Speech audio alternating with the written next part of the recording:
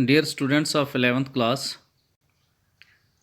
myself Barkat Chaudhary, lecturer in Persian. जैसा कि हमारे ऑफिसर्स का हुक्म है और हमारे प्रिंसिपल साहब का भी हमें आर्डर है, उसके मुताबिक अब बच्चों की ऑनलाइन क्लासेस या व्हाट्सएप क्लासेस स्टार्ट हो चुकी हैं। उसी सिलसिला में आज मैं भी आपके साथ लेसन नंबर 1 11th की पर्शियन किताब का डिस्कस करूँगा और यकीनी तौर पे आप बच्चों को ये माहौल दिया जाएगा कि आप क्लास रूम में बैठे हो और हम आपके सामने हैं।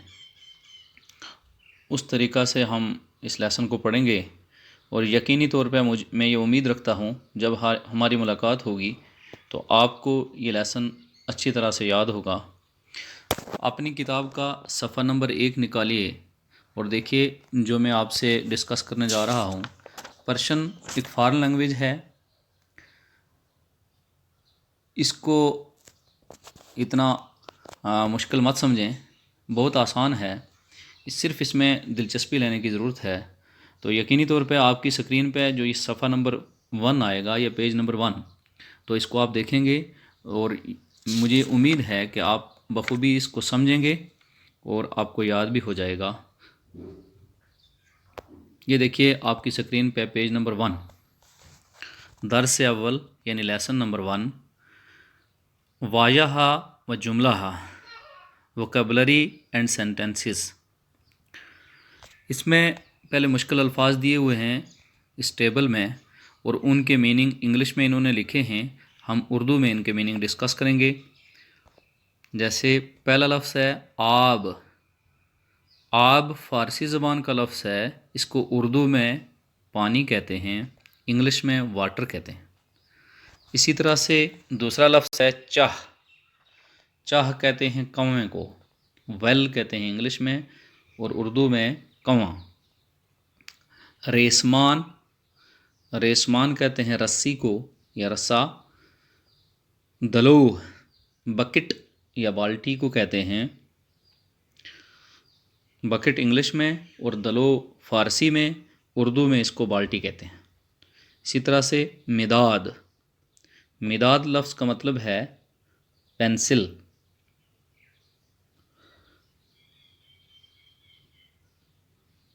इसको उर्दू में भी पेंसिल कहेंगे। इन, नज़दीक की चीज़ के लिए जो सामने रखी हो तो हम कहेंगे दिस, इंग्लिश में दिस। तो इसी तरह से इन माने ये, उर्दू में ये। ऑन, दूर की चीज़ के लिए जैसे दैट लिखते हैं इंग्लिश वाले, तो हम उर्दू में कहेंगे वो, पर्शियन में या फ़ारसी में ऑन। इसी तरह से अस्त, अस्त का मतलब है, इज़ इंग्लिश में कहेंगे तो उर्दू में इसको है कहेंगे। दफ्तर, नोटबुक यानी लिखने की कापी, कापी जिसको आप कहते हैं उसको फ़ारसी में या पर्शियन में दफ्तर कहते हैं। ये जो अल्फाज ऊपर दिए गए हैं, ये जो मैंने जिनके मीनिंग आपके साथ डिस्कस किए, तो इन्हीं को आगे छोटे छोटे बिल्कुल शॉर्ट सेंटेंसेस में इन्होंने इस्तेमाल किया है। जैसे हमने पढ़ा चाह ऊपर, तो इधर लिखा इन चाह।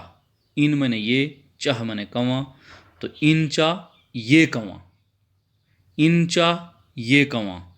नंबर 2 है अन रेसमान, वो रस्सी या वो रस्सा।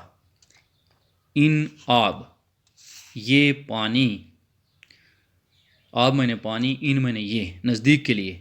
दूसरा है आन, यानी यहाँ इन और आन की पहचान करवाई जा रही है, ये और वो, नज़दीक की चीज़ के लिए ये और दूर की चीज़ के लिए वो। आन चाह, वो कौवा। अब इसी तरह से अस्त ले आए, अब तीसरे चौथे 5वें सेंटेंस में सारी अस्त शामिल किया है, थोड़ा सा सेंटेंस लंबा किया है। इन आब अस्त, ये पानी है। इन आब अस्त, ये पानी है। इसी तरह से छठा सेंटेंस है इन चा अस्त, ये कौवा है, ये कौवा है। अन रेसमान अस्त, वो रस्सी है। अन दफ्तर अस्त, वो कापी है। अन चा अस्त, वो कौवा है। तो मुझे उम्मीद है कि आज का ये लेसन आपको समझ आ गया होगा। ایک بار پھر دہرا دیتا ہوں. آب معنی پانی، چاہ معنی کنواں، ریسمان معنی رسی، دلو معنی بالٹی، مداد معنی پینسل، این معنی یہ، آن معنی وہ، است معنی ہے، دفتر معنی کاپی. ان چا یہ کنواں، آن ریسمان وہ رسی، ان آب یہ پانی، آن چا وہ کنواں، ان آب است یہ پانی ہے، ان چا است یہ کنواں ہے، آن ریسمان است وہ رسی ہے، آن دفتر است وہ کاپی ہے، ان چا است وہ کنواں ہے. مجھے امید ہے کہ آپ کو یہ لیسن سمجھ آ گیا ہوگا. نیکسٹ لیسن میں پھر ملاقات ہوگی. تب تک کے لیے بہت بہت شکریہ. تھینکس اے لاٹ.